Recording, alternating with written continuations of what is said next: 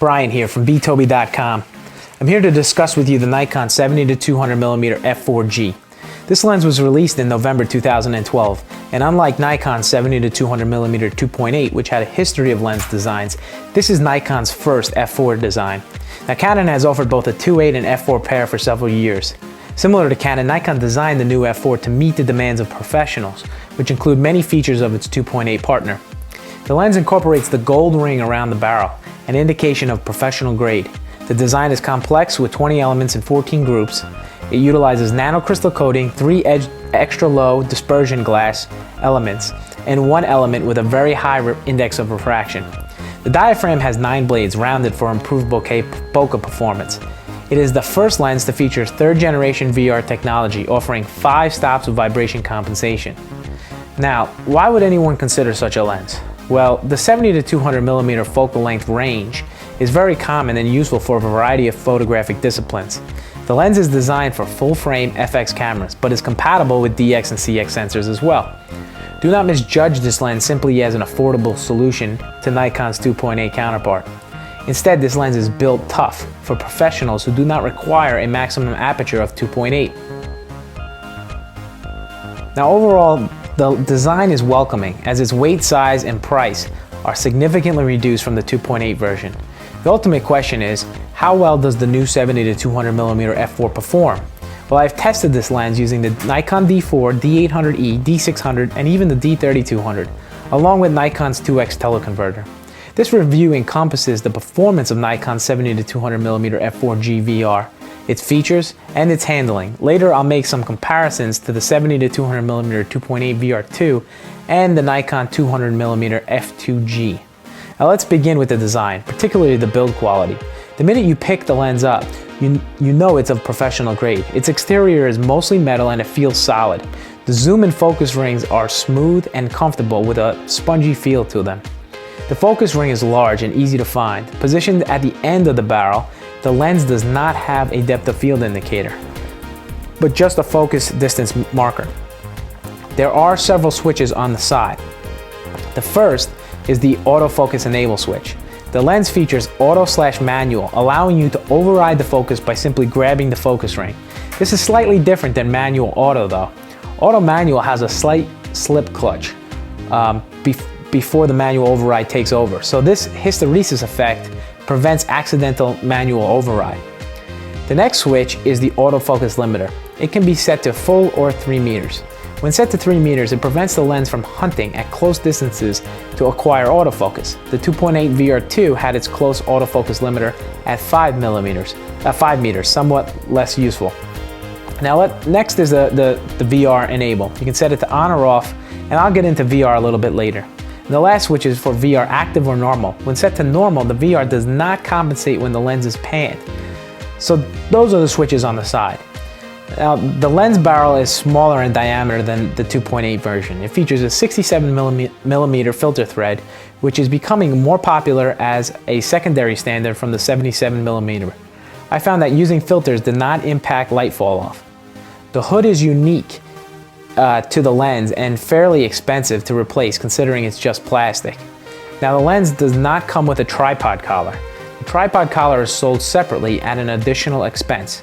Luckily, this lens is lightweight and I did not find a tripod collar necessary. In this sense, I am glad Nikon did not include one, as it may have impacted the inherent cost. So now let's talk about the VR. The VR is a huge advantage. It allows you to steadily handhold the camera and still attain sharp imagery without motion blur. Now, theoretically, under conditions where camera shake is a concern, the 70-200mm f4 at f4 can achieve the same low light results as the 70-200mm f2.8 at 2.8 by exposing at half the shutter speed. Vibration reduction is limited in that it can only compensate for camera movement, not subject movement.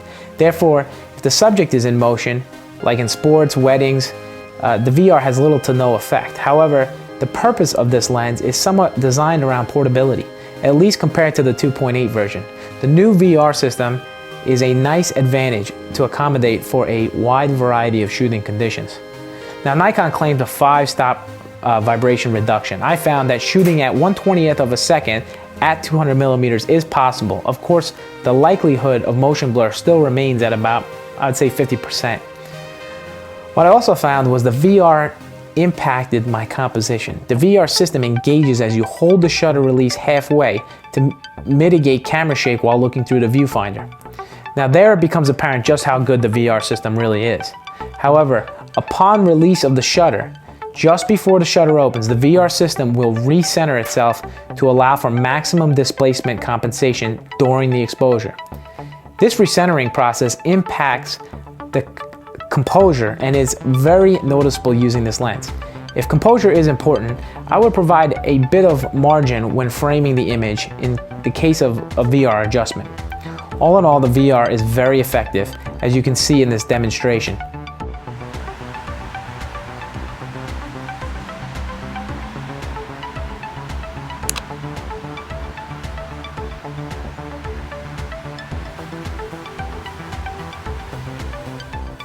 Now, I did use this lens with a 2x teleconverter and found its autofocus to suffer in speed a bit.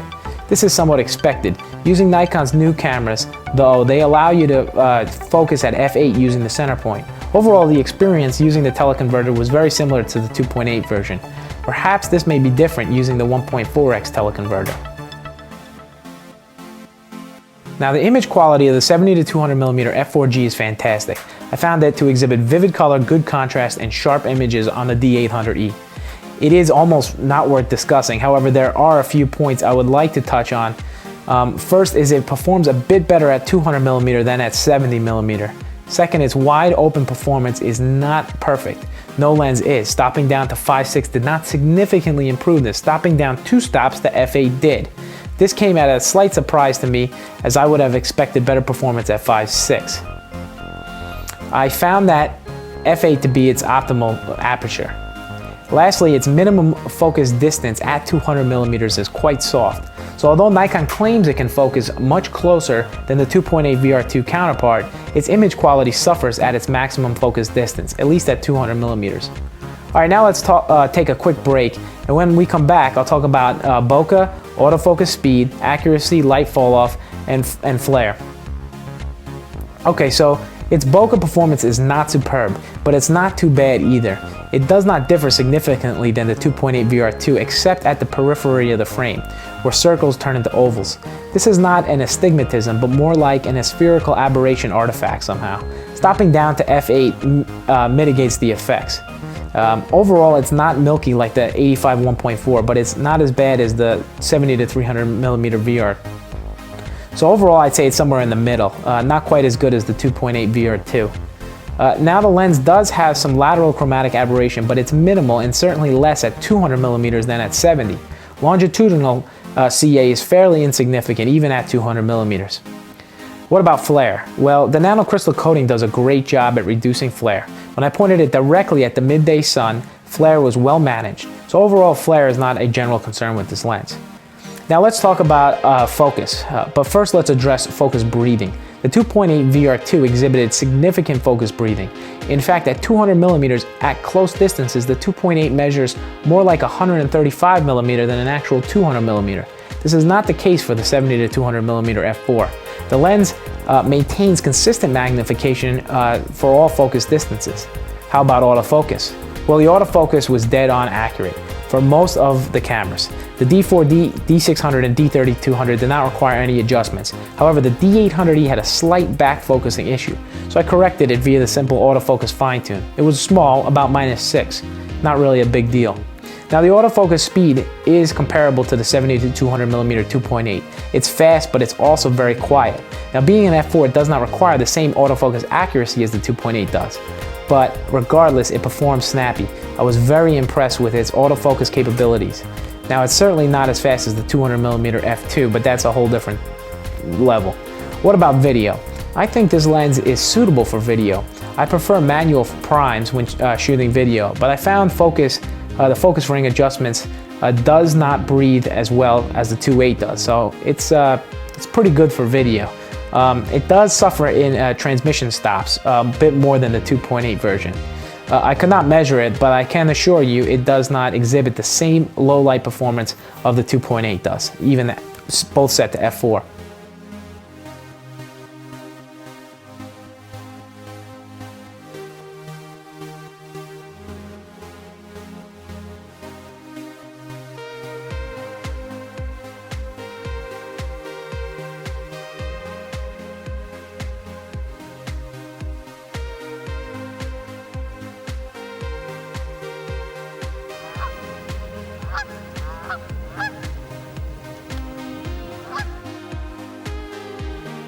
The Nikon 70-200 f4G offers professional quality and outstanding optics in a small form factor. It covers a very useful common focal range. I expect this lens to be a classic for years to come. Canon's version has been for Canon users. Overall, I highly recommend this lens, more so than the Nikon 2.8 version. 2.8 should cautiously be considered for those looking to stop action in low light or high-speed photography. Otherwise, use a prime for many, this f4 should suffice.